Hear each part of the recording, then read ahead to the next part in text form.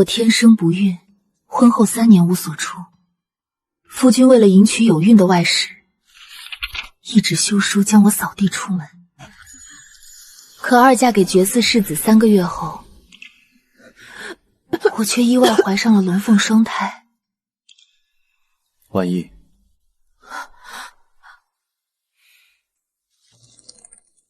这是西西，她已经有了身孕，我答应她，要娶她为妻。这就是七七，快过来让娘看看。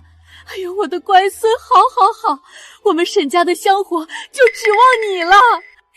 江婉意，你还有脸站在这儿？待会儿我就让我儿一纸休书休了你。当初我让人给你求的生子秘方，你要是肯乖乖喝了，我沈家至于到现在还没个后吗？都是你害的。赵安，你真的要休我？你别怪我狠心，要怪就怪你生不出来。七夕不愿做妾，她腹中的孩子也不该是庶出。我答应过她，会给她正妻之位。我不接受被休，我要和离。和离？你还想和离？你一个不能生养的下堂妇，还有脸提要求？离了我沈家的门，谁还会要你？孤老终生的命。婉意，差不多就行了。不孝有三，无后为大。你生不出孩子，背负不是应该的吗？报！老夫人大人，镇安侯府来人了，快请人进来。我儿刚刚成为礼部侍郎，侯府就来人了，定是赏识我儿，要结交一番。就你这个破落户的女儿，还有脸待在这里？哎呀，老姐姐，您是侯府的。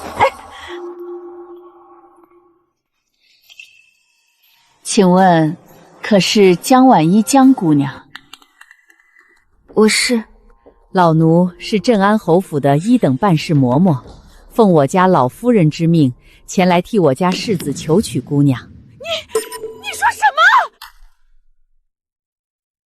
镇安侯府的世子，这般尊贵的人物，居然要求娶我。嬷嬷，你是不是找错人了？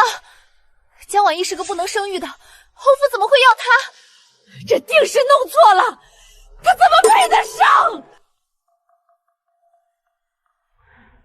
江姑娘，可否轿子里说话？好。嬷嬷，您恐怕真的找错人了。我刚刚和离，而且京城皆知我确实不能生育。江姑娘，老奴正是因为这个，才奉命来求娶你的。因为我不孕，我家世子天生绝嗣。姑娘，你是个聪明人，该明白我的意思。原来如此，我不孕，他绝嗣，2个不能生的人凑在一起，反倒谁也不用嫌弃谁。虽说真相伤人，可道理就是这个道理。婚姻大事，姑娘有所顾虑也是应当的。你好好想想，若是有定论了，随时差人到镇安侯府传个信儿。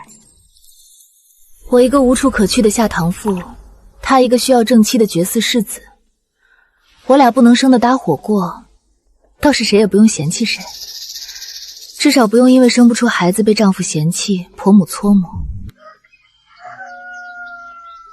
客官，您的热水。小二哥，劳烦你跑一趟镇安侯府，给门房传个话。好嘞，姑娘要传什么话？就说我江婉意愿嫁。一拜天地！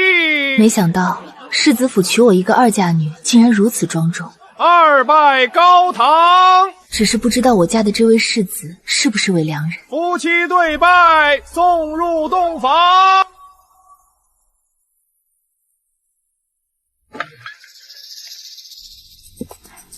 世子爷，请掀盖头，从此称心如意，100年好合。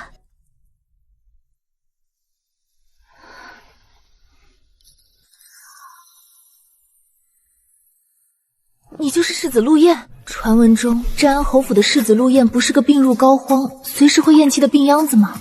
眼前这个男人气宇轩昂，哪里像病了？夫人怎么一直盯着我？我只是觉得世子爷神采奕奕，和传闻中有些不同。既然夫人已经进了我陆燕的门，那些传言便不重要了。饿了吧？先吃点东西垫垫。谢谢世子。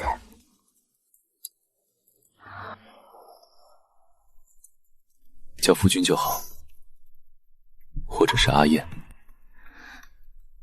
好，阿燕。心腹请祖母安。好，好孩子，快起来。这镯子给你，既嫁进了陆家，便和燕儿好好过日子。她身子不好，你多费心照看着。是，孙媳记下了。心气请母亲安。好孩子。好了，我这身子骨不中用，坐一会儿就乏了，先回去歇息。你们婆媳两个好好唠唠体子话。母亲慢走，这里有儿媳照看着呢，您放心。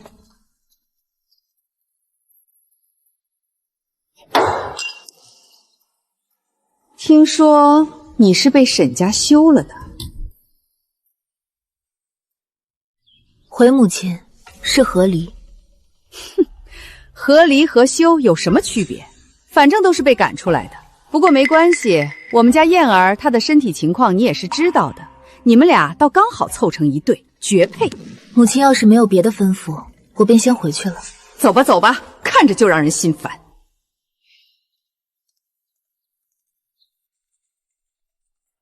方才老夫人为何说世子身子不好？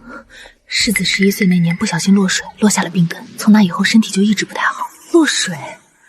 难道是婆婆她？不好说。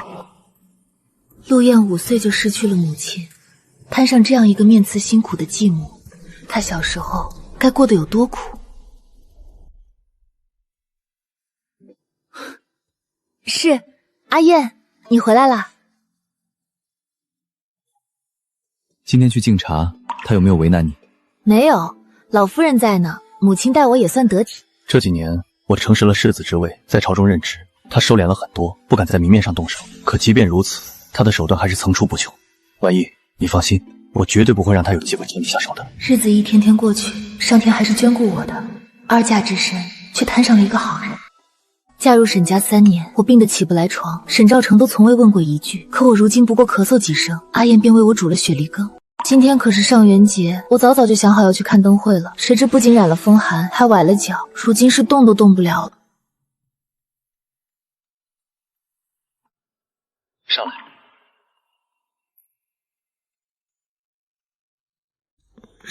什么？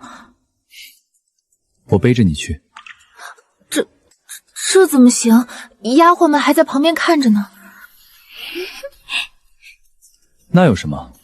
你是我的发妻，我们如此是天经地义。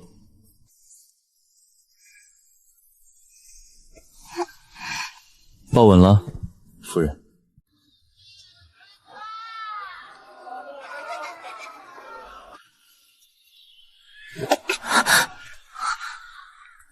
阿燕，小心些，你没事吧？知道了，夫人。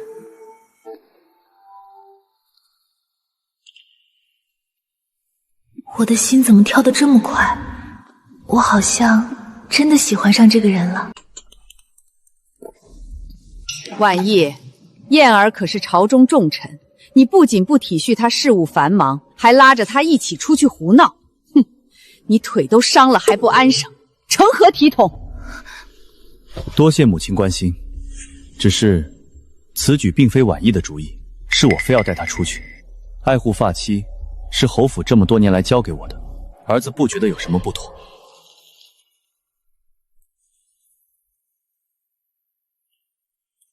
谢谢你。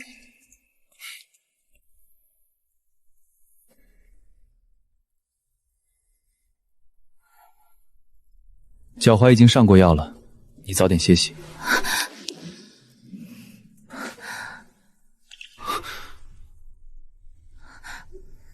你又要打地铺了吗？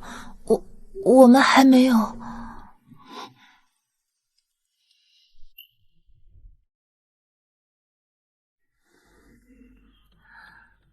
新婚那夜，你让我别害怕，说除非我心甘情愿，否则绝不勉强。我去就回，劳烦夫人再等我一会儿。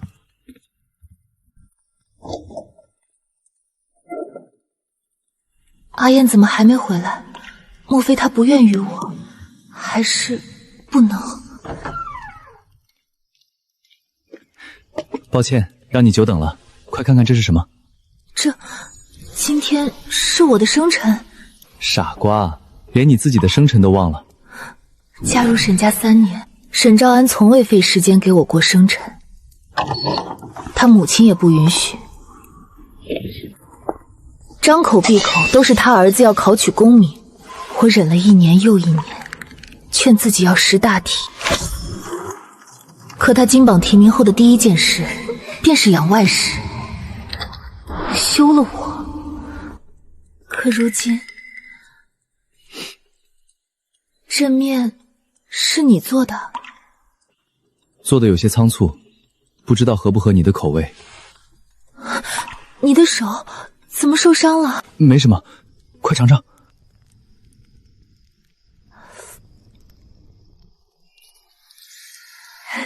好些。怎么了？是不是实在太难吃了？没事，最近胃不舒服，老毛病了，很好吃，我很喜欢。不对劲，这几天我莫名其妙的犯困，吃什么都没入口，今天闻到香油味又想吐，这些症状，这不可能！大夫明明说我不能生育的。大夫，我这是怎么了？你这是喜脉呀！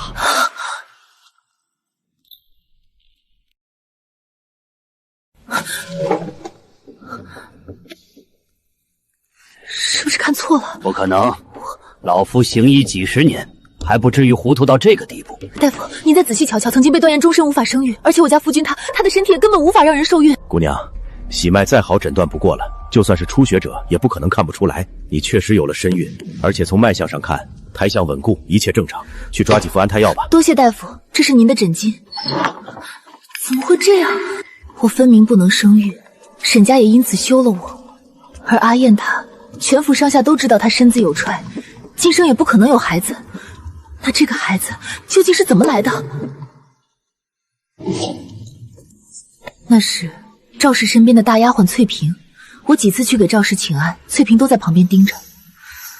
看来我已经被赵氏给盯上了。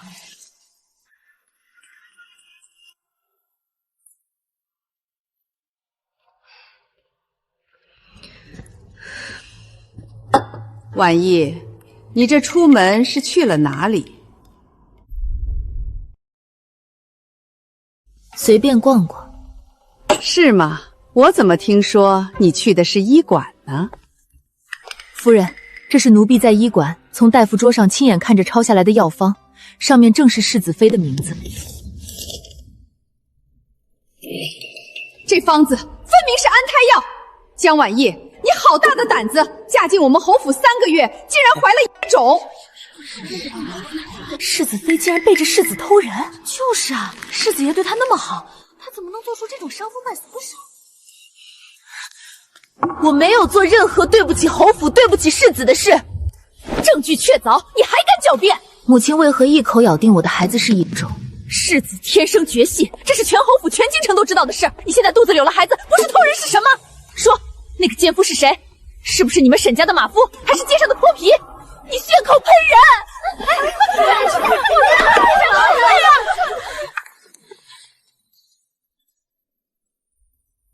都给我住手！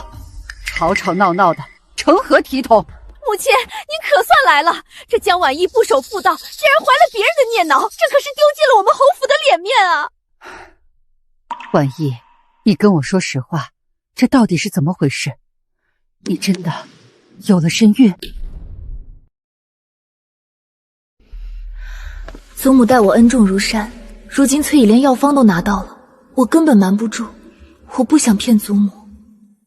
祖母，婉意不敢欺瞒您，我确实怀了身孕。母亲，您听见了吧？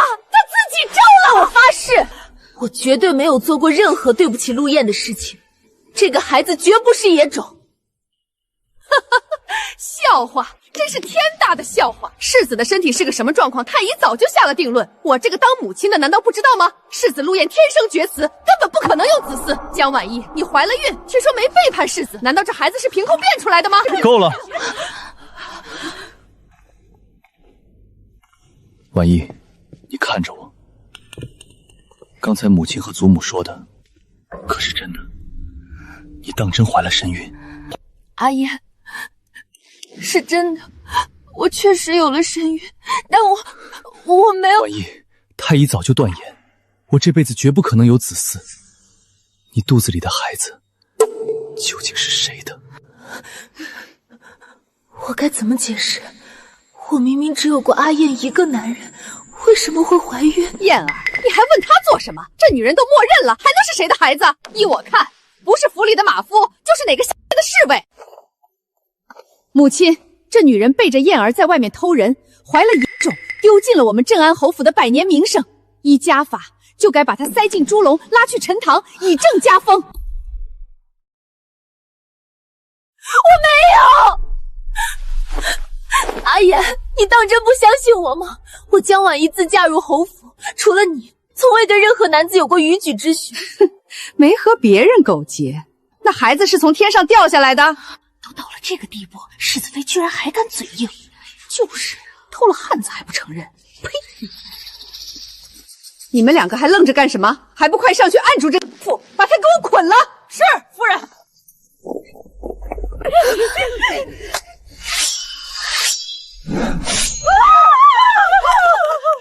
谁敢上前一步？有我在，你们岂敢动他？燕儿，你疯了！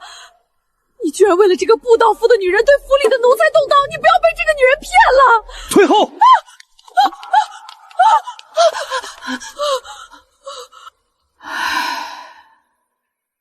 我说了，所有人都出去。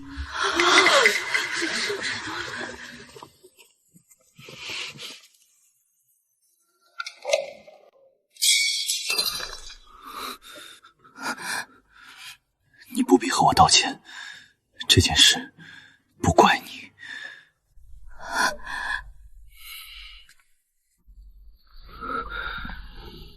说到底，是我没有生育能力。你和别人有了孩子，我不怪你。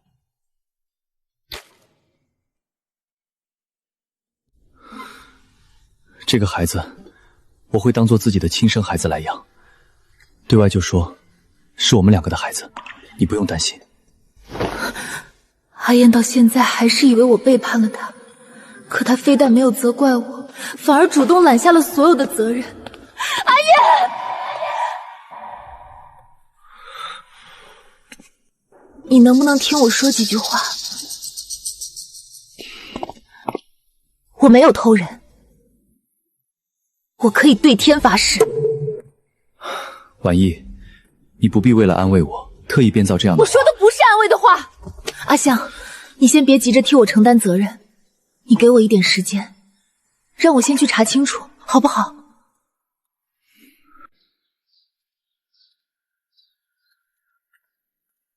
我曾在医书里看过，有时脉象也会有误，还是再找大夫确认一下吧。我正准备进去，怎么突然来了一辆马车？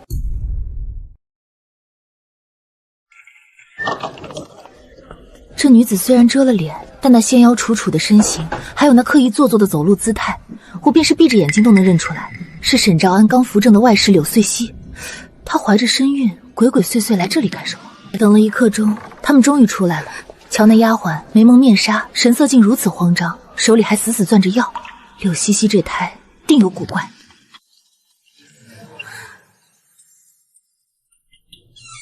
干什么呢？看病走前门。哎呦，贵人，您这是有什么吩咐啊？我要见你们这里负责抓药的伙计。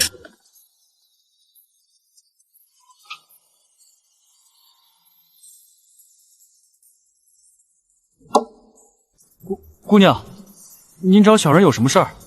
小人只是个抓药的。刚才在前厅有丫鬟陪同，戴着围帽抓药的那个女人，她看了什么病，抓了什么药？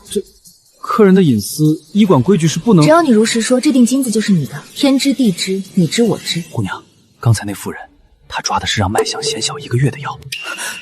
什么意思？那妇人求药时跟我们掌柜的哭诉，说她和一个男人在一起2年，始终没有孩子。后来为了嫁进大户人家，只好另寻了别人帮她怀上孩子。沈兆安，原来不能生的根本不是我，也不是柳瑟瑟，而是他沈兆安。姑娘，小人绝不敢骗你，那妇人亲口说的。可是日子对不上，怕夫家起疑，就想让脉象显小1个月。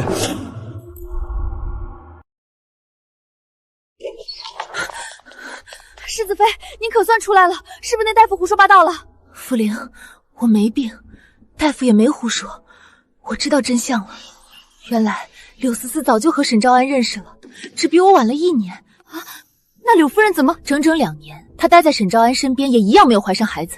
她是后来在外面找了别的男人，这才怀上的。天啊，那岂不是说，或许真正不能生育的根本不是我和柳思琪，而是沈兆安，是他沈兆安不能生。真是恶人有恶报。世子妃，这下世子爷的清白保住了，咱们快回府把这件事告诉世子爷。走，我们匆匆赶回侯府，把刚才听到的秘密查个水落石出。傅灵，咱们从后花园绕路，这样能快一些。事情怎么会发展到这一步？我不是告诉你们了吗？你们不是事先打听过吗？她是因为无法生育才会被休的。那现在是怎么回事？她怎么还能怀上？夫人，奴婢也百思不得其解啊！要是世子真的起疑，非要去查怎么办？世子他，给我滚！世子从小被灌了那么多寒凉的药，就算本来是好的，也该坏了。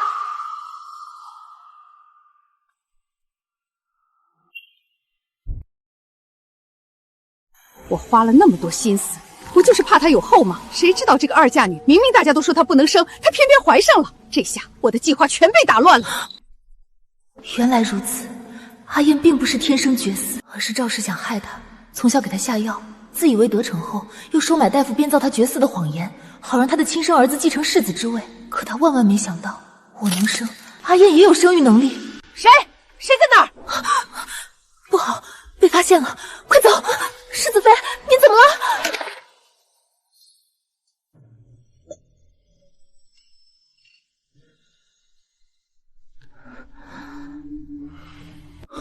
婉意，你醒了，你感觉怎么样？阿燕，我这是怎么了？哈哈，恭喜世子爷，恭喜老夫人，确定无疑，的确是喜脉呀！阿弥陀佛，祖宗保佑！方太医，您可瞧仔细了，刚才您说，而且还不是一胎，不是一胎是什么意思？回二夫人，从脉象上看，世子妃腹中是双胎，而且极有可能是罕见的龙凤双胎呀！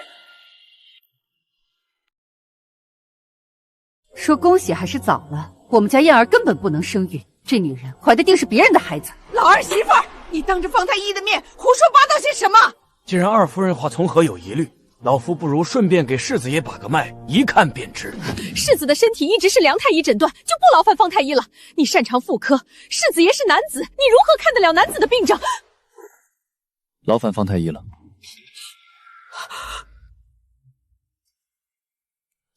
侯夫人刚才那话从何说起？世子爷的身体虽然底子弱了些，可生育能力并无障碍。老夫行医几十年，这点把握还是的。这不可能！可是所有大夫都说他已经……哪几个大夫说的？夫人不如把那个大夫找来，老夫和他当面对质。世子爷的脉象明明白白，绝无绝宗之理。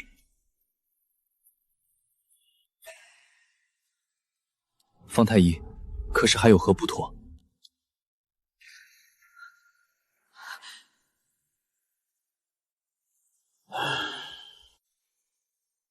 不过，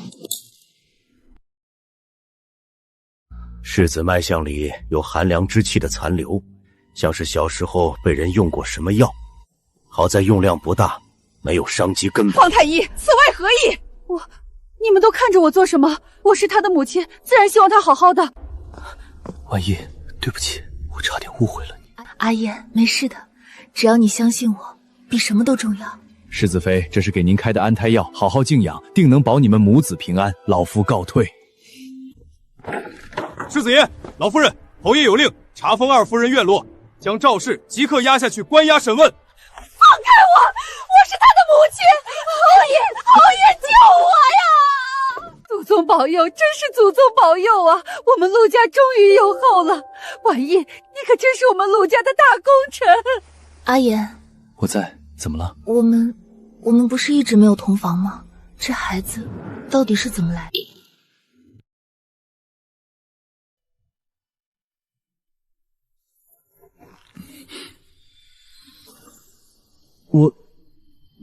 婉意，我不是有意，阿燕，你这副模样，我心里倒更懵了。难道男女只是躺在一张床上就会有孩子？可我在沈家3年，也是天天跟沈昭安一起的，怎么就……傻丫头，这是哪儿来的糊涂话？哪有盖着被子纯睡觉就能怀孩子的道理？这事儿啊，说起来还得亏了祖母我那锅十全大补汤。汤？祖母。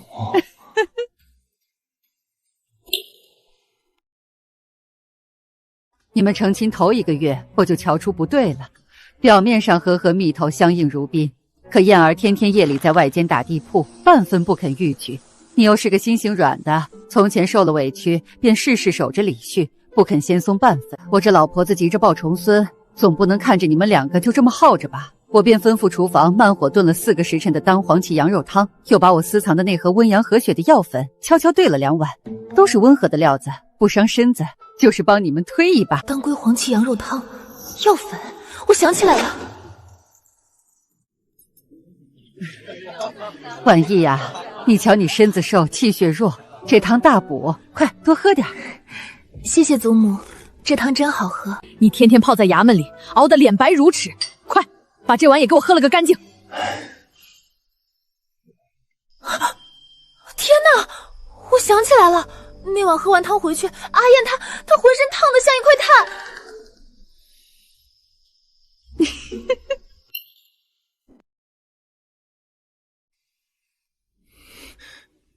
天哪，我想起来了，原来那晚根本不是我的幻觉。婉意，你的额头怎么这么烫？你是不是发热了？你先躺下，我去叫大夫。别去，别叫大夫，我没生病。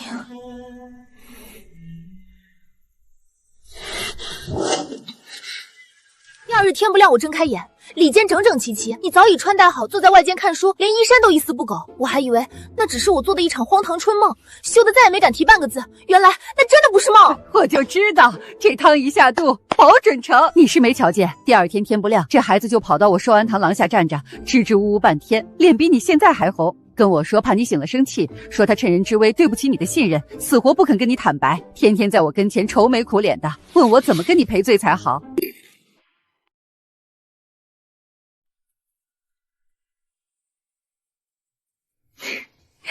阿言，你就一直打算瞒着我？我不是想瞒你，我是怕你怪我唐突，怕你觉得我不尊重你，怕你再也不理我了。我本想等你心甘情愿的那天，可那晚我没忍住，我的心怎么跳得这么快？原来那晚的温度，那晚急促的心跳，全都是真的，真好，那不是虚无缥缈的梦。行了行了，瞧你们这脸红的，我这老婆子就不在这儿碍你们年轻人的眼了。万一你好好歇着，我让厨房给你炖最滋补的安胎汤去。谢谢祖母。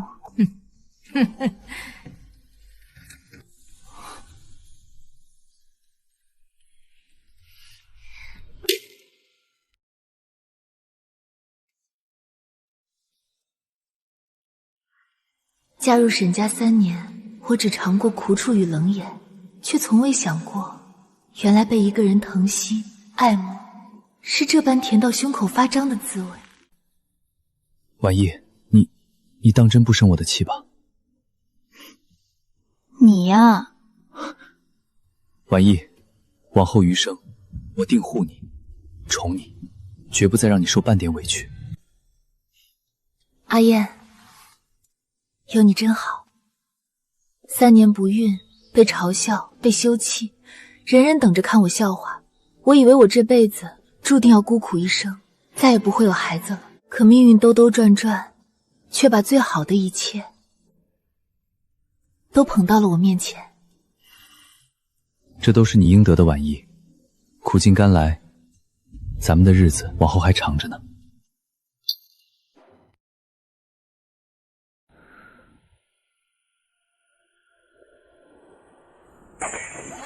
赵氏被侯爷叫去问话的那天晚上，正院里传来摔杯子的声音。阿燕，当年他害你的那些证据也一并交过去了吗？当年他收买大夫的账目，还有残存的药渣，我都一并呈给父亲了。做得好，阿燕。如今，你终于为小时候的自己讨回了公道。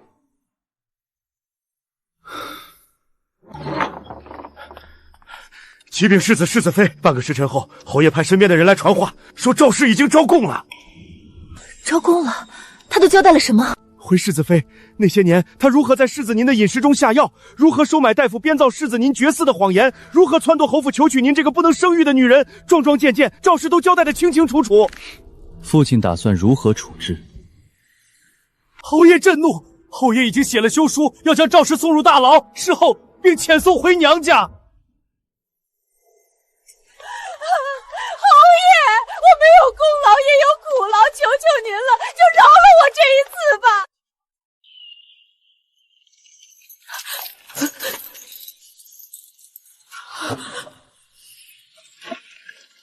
赵氏被送走了。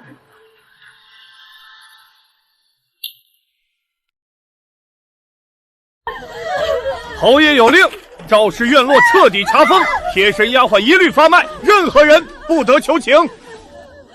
婉意呀，是我们陆家对不住你，让你嫁进来受了这么多委屈。祖母，我不委屈，我是真的不觉得委屈。有陆燕陪在我身边，我觉得一切都值了。婉意，快坐下。太医说你怀着双胎，凡事要格外小心。快尝尝这个酸梅，还有辣酱，看合不合胃口。阿燕，你天天变着法子给我弄吃的，太医是说要小心，可你也不至于连路都不让我走。这怎么行？可不可？我不累，每天在花园里慢慢走一圈，走累了就坐在这里歇着，这不挺好？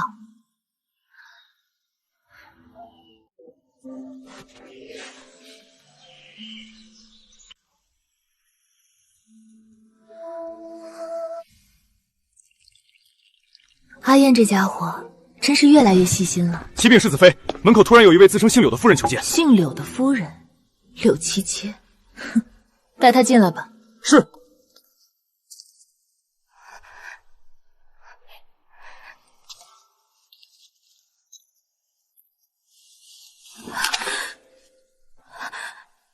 夫人，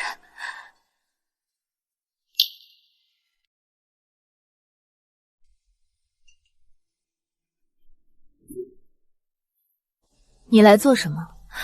夫人，求求你，救救我！救你？你如今是沈侍郎的当家主母，好日子过得舒坦，何须我来救？不是的，沈昭安他要杀我！沈昭安要杀你？你不是刚为他生了个宝贝儿子吗？人人都说不像沈昭安，渐渐的，沈昭安起了疑心，把我关在房间里，逼问那个野男人是谁。既然如此，你自证清白便是。我自称冤枉，可我根本就拿不出证据。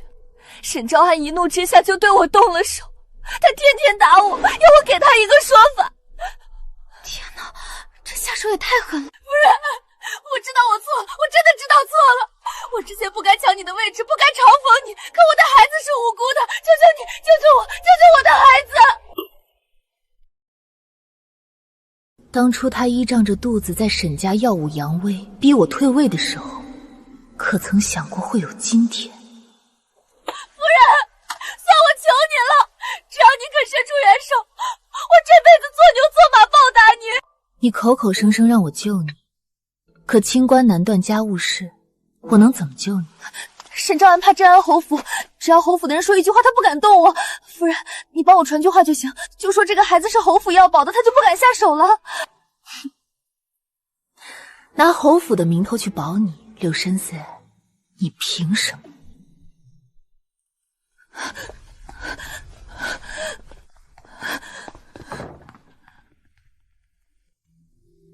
宝宝，娘亲今天在静安寺给你们上香祈福了。你们爹爹陆燕因为上朝来迟了些，福临也去巷口买桂花笔了。我们在这老槐树下等等他们。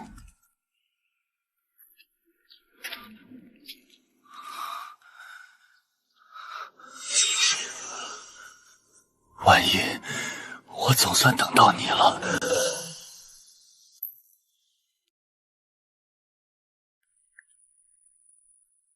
沈大人拦着我的路，有何贵干？我知道错了，婉仪，当初是我瞎了眼，是我被猪油蒙了心，是我对不住你。你跟我回去好不好？我们重新过日子，我以后什么都听你的，绝不让你受半点委屈。沈大人说笑了，我如今是镇安侯府明媒正娶的世子夫人，与你沈大人早已恩断义绝，谈什么回去？我知道你还在怪我，怪我当初一纸休书把你扫地出门，可我现在也遭报应了。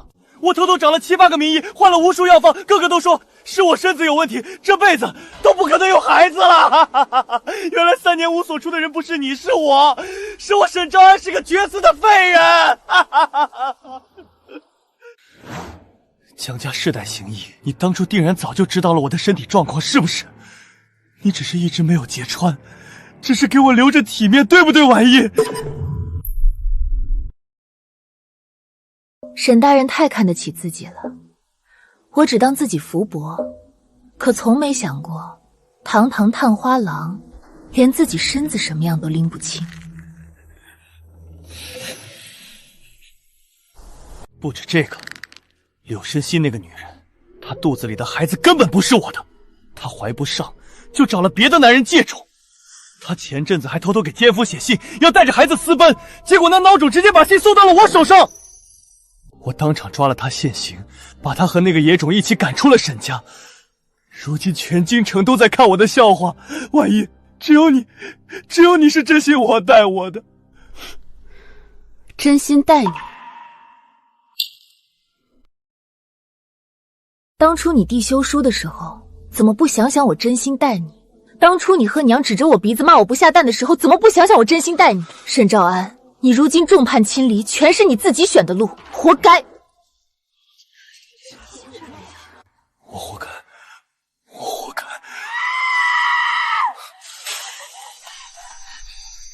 沈昭安，你还有脸在这里装可怜？柳七夕，你这女人，你穿成这样跑出来做什么？还不嫌丢人吗？是你把我赶出去的！我跪在你府门口哭了3天3夜，你连门都不肯开！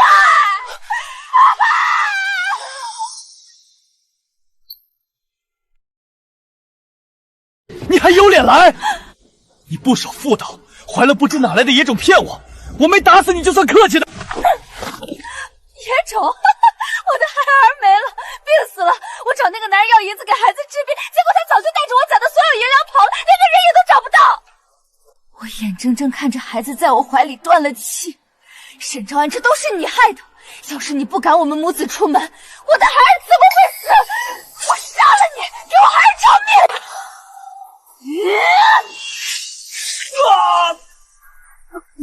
还有你，江婉仪，凭什么你能嫁入侯府？凭什么你能怀上身孕？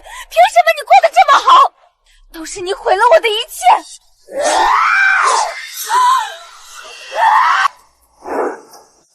婉仪，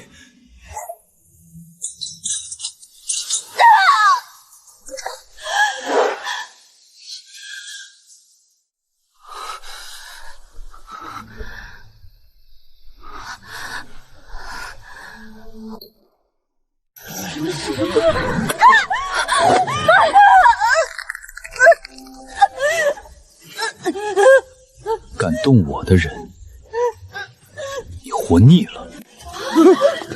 世子爷，下官来迟，把这个疯妇拿下，打入死牢。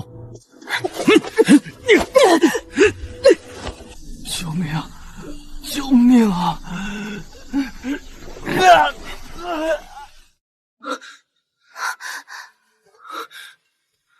婉仪，你怎么样？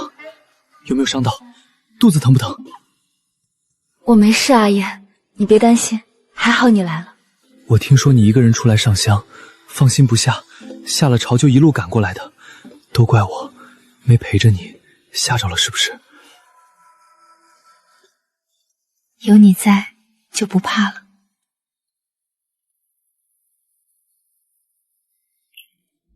回到侯府的时候，老夫人早就得了消息，带着一屋子丫鬟等在院门口，见我平安回来，才长长松了口气。哎呦，我的乖孙媳，可吓死祖母了！那2个疯子真是丧心病狂，以后可不许你一个人出门了，身边多带几个护卫，听见没有？让祖母担心了，是我的不是，以后出门我一定多带人。祖母放心，以后我但凡得空，都陪着婉意出门，府里的护卫也加了1倍，绝不会再出今天这种事。这还差不多，婉意如今怀着双胎，可由不得半点闪失。行了，你们快回屋歇着，老婆子我也回去躺会儿。婉意，快喝口水，渴不渴？阿燕，我不渴。你这几日为了陪我，连假都告了，衙门的事情当真不要紧吗？衙门的事哪有你和孩子重要？饿不饿？要不要让厨房送些温热的红枣糕来？刚吃过午饭呢，我不饿。怎么起来了？要去哪儿？我抱着你去。我就想去窗边拿个绣篮，瞧你紧张的。这几日府里上下都把我护得跟瓷娃娃似的，连你也是。在我眼里，你比瓷娃娃还要金贵。少爷，宫里急召。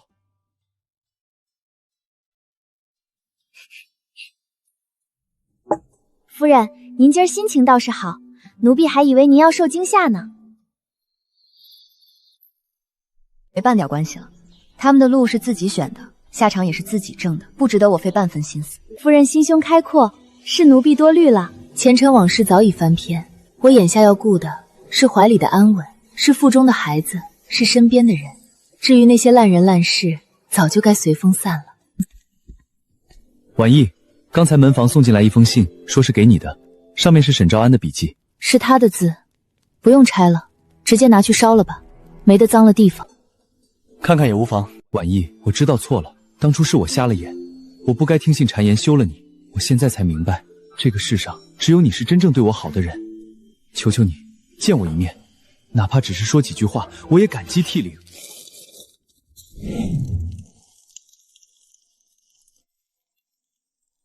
不去见见？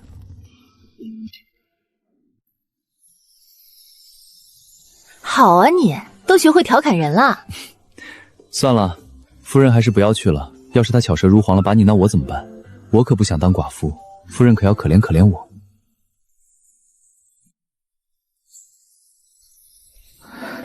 阿燕，我现在行动越来越不便，不过是走几步路就喘得厉害。夫人辛苦，咱们不走了，就在这儿歇一歇。来，我扶着你。世子爷，世子妃怀的是双胎，必须格外小心。每隔3天，你们便来给世子妃请一次脉，稳婆也必须日夜在府里候着，生怕婉意和孩子出半点差错。是，谨遵世子爷之命。让我进去！我要见你们世子夫人。不行，侯爷吩咐了，不许任何人打扰夫人静养。我是他以前的胡区，我有话要对他说，你们让开！是沈兆安的声音，他竟然还有脸找到这儿来。夫人，外面沈大人闹得厉害，要不奴婢现在就去书房叫世子爷回来。不用，他一个落魄废人，何须惊动阿言？我自己亲自去会会他。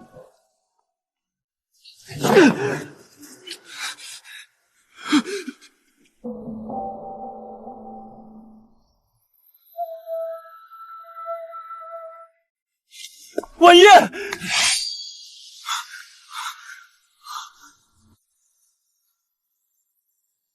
婉意，你真的怀孕了？你居然当真有了身孕！沈大人，这里是镇安侯府，不是你的神府，请你自重。你我早已按了手印，恩断义绝，我们之间已经没有任何关系了，请你以后不要再来了。婉意，你别这样对我，我知道错了，我真的知道错了，我不该鬼迷心窍写了休书休你，我不该听信柳生仙那个贱人的谗言，你原谅我好不好？我们重新开，重新开始。沈兆安，你是不是脑子有问题？我都已经嫁入侯府，怀了别人的孩子，你现在让我跟你重新开始？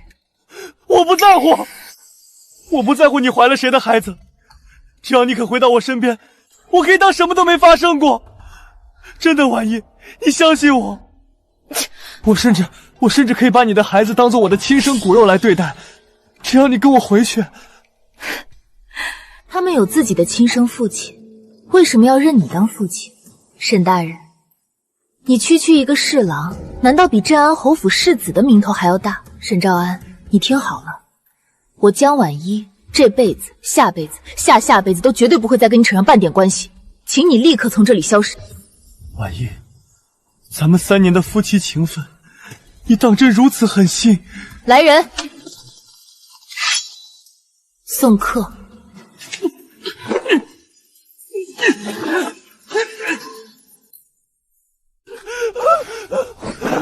婉一，你不能这样对我！我们3年的夫妻，你说过要和我白头偕老的。我看着他的身影消失在门口，心里没有半点波澜。3年夫妻，当初他休我的时候，可曾念过半分的旧情？如今他落魄了，倒想起我来了，凭什么？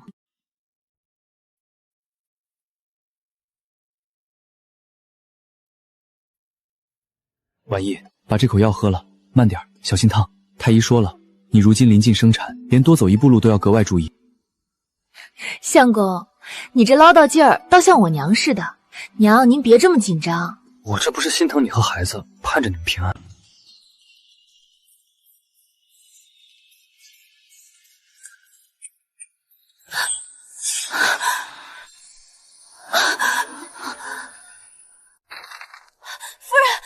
夫人，你怎么了？疼，肚子一阵发紧，我要生了！快来人，世子妃要生了，快叫太医，叫稳婆！不好了，世子妃要生了，快去通知世子爷，整个侯府炸了锅了！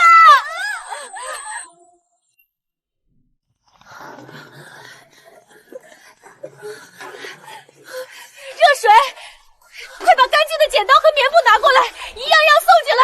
世子妃用力啊！疼，好疼！婉一，你听得见吗？婉一，你不要怕，我就在门外守着，哪里也不去。世子爷，产房血腥，自雇男子不得入内。去他的血腥！规矩是死的，人是活的，里面生孩子的是我媳妇儿，放我进去！好了，都什么时候了，还守着那些老式子规矩，让他进去。别怕，婉一，我在，阿燕在呢。已经2个时辰了，世子妃再加把劲儿，看到孩子的头了。婉一，你还记得咱们新婚那夜吗？你问我为什么总去外间睡，其实我是在等你的心甘情愿。后来老夫人送了当归羊肉汤，你浑身烫得像炭，抓着我的衣袖不让我走。2个孩子生了整整4个时辰，从深夜到黎明，从黎明到天光大亮，中间有好几次我疼得几乎以为自己要撑不下去，彻底死在床上了。是阿宪一直在我耳边用温柔的声音回忆着我们的从前，生生把我拉了回来。生了！第一声啼哭是个结实的歌儿。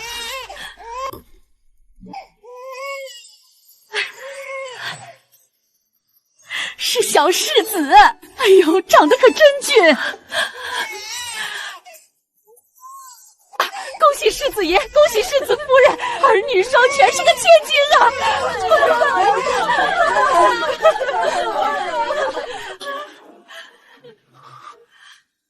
你怎么不去看孩子，倒像是个呆子一样？吓死我了，婉一，刚刚真的吓死我了。还好你没事，只要你没事，比什么都强。傻瓜，没事了，都过去了。阿燕，你抱孩子的姿势怎么这么娴熟？世子妃，你有所不知，世子爷早在1月前就天天跟着府里有经验的嬷嬷练习怎么抱孩子了，胳膊都练酸了好几回呢。确实，那英挺的眉眼简直跟你一模一样。妹妹的眼睛像我，不，鼻子像你，眼睛明明像我，这么亮，怎么会像你？胡说，明明就像我，眼睛的弧度一模一样。这小嘴明明是像我。好了，别争了，都像。奔着你们2人最好看的地方，这下满意了吧？我刚才故意和他争辩妹妹长得像谁，其实就是为了吸引他的注意力，免得他一直沉浸在刚才的后怕里。看来这一招还是有用的。感谢祖宗保佑，真是感谢列祖列宗保佑啊！我们陆家不仅有了后，还是龙凤呈祥。燕儿、婉意这2个小家伙的名字，我这老婆子早就想好了。男孩就叫陆慕朝，女孩就叫陆慕婉，真好听。慕朝慕婉，人这一日之计，便都在他们兄妹2人身上。好，就听祖母的。那他们的小名呢？小名啊，自然是交给我们婉意来取了。小名可得好好想想，容我多琢磨琢磨。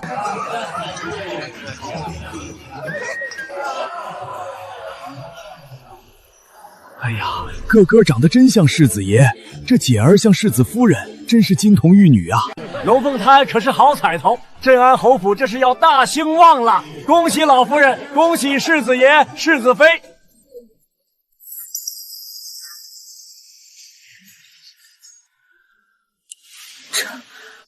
这是沈昭安的娘。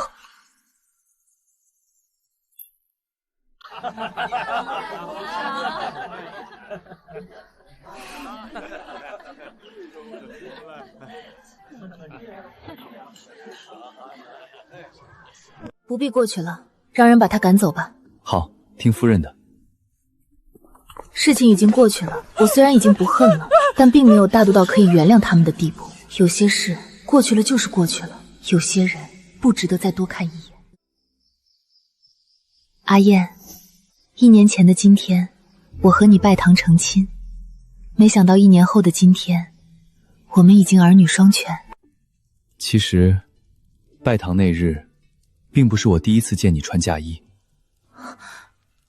你说什么？3年前，我从边疆办事回京，在路途中遭遇了政敌的伏击，随行的侍卫拼死护送，最终全部战死。我当时身中数记毒箭，拼了命才骑马逃进了一片荒凉的林子里，最后因为毒发体力不支，从马背上重重的摔了下去，昏迷不醒。是你？那个倒在血泊里的黑衣人，竟然是你！阿燕，你刚才说什么？3年前，在林子里遭遇伏击的人，真的是你？是我，当时我以为自己会死在那里。迷迷糊糊中，我听到唢呐声、锣鼓声，还有人的说笑声。一支迎亲的队伍从林中小路经过。那天，你穿着一身大红嫁衣，坐在花轿里，不知为何，轿帘被风吹起了一角。你掀起盖头往外看了一眼，正好看到了倒在路边的我。3年前，我出嫁沈家的那天，毒素在体内蔓延。随行的侍卫都死光了，我倒在树林深处，眼皮沉重如山，只觉得死亡在一点点将我吞噬。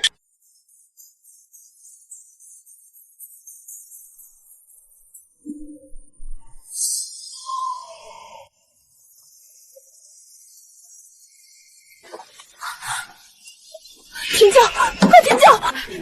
哎呦，我的新娘子，这好端端的眼看就要到吉时了，怎么突然停轿了？那边的乱草丛里躺着一个人，全是血。世子妃，啊不，少夫人，今儿是您和我们沈侍郎大喜的日子，这半道上遇到死人多晦气，多不吉利啊！听老奴一句劝，别多管闲事，快回轿子里去。是啊，这满地的血，要是冲撞了新人的喜气，以后沈家怪罪下来，我们可担待不起。快走，别管那死人了。救人一命胜造7级浮屠，大喜的日子，若是见死不救，那才是不吉利。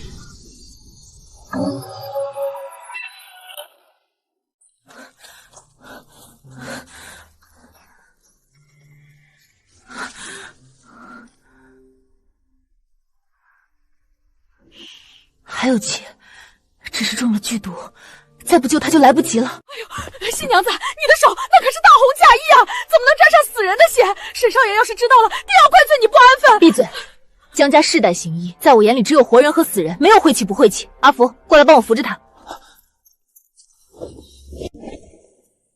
还好，爹爹疼我，出嫁前在我的袖中放了这瓶江家家传的9转护心丹，能解百毒，保住心脉。快咽下去，这药能保你的命。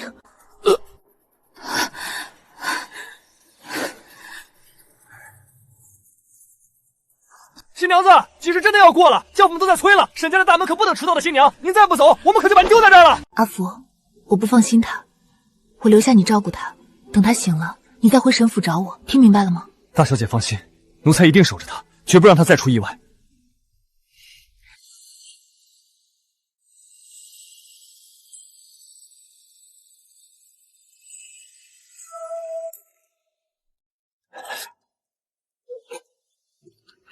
救人一命胜造7级浮匕，大喜的日子，若是见死不救，那才是不吉利。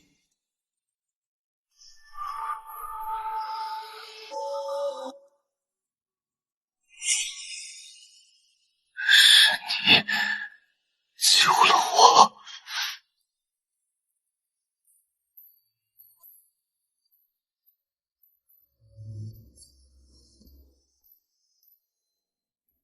就是那个转头的瞬间，我睁开了眼，看到了你。那一刻我就想，这辈子我一定要找到你。原来你那天看到了我，可惜我当时伤得太重，都再次昏死过来时身处荒山，只来得及看到花轿上挂着的红绸写着神府二字。后来我伤好回京，查了很久，才知道那天是沈兆安娶妻的队伍。我当时只想着救人一命，现在听阿燕说起，突然觉得这一切冥冥之中真的自有天注定。再后来，我听说你在沈家过得不好，3年无所出，被婆母苛待，被夫君冷落。我想过去找你，可我没有立场，也没有资格。直到你被休了，直到你被沈家扫地出门，我便知道我的机会来了。于是我顺水推舟，托祖母帮我提亲。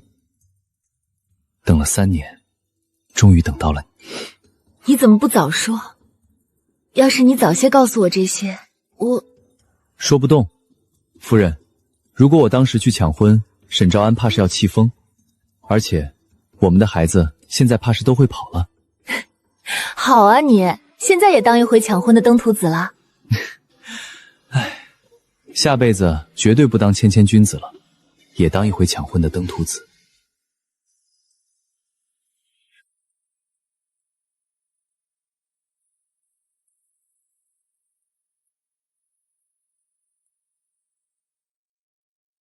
阿燕，这辈子、下辈子，我都要和你在一起。前半生，他被继母苛待，被造谣，被毁掉名声，而我所嫁非人，蹉跎3年。如今，我们携手相伴，终于等来了圆满。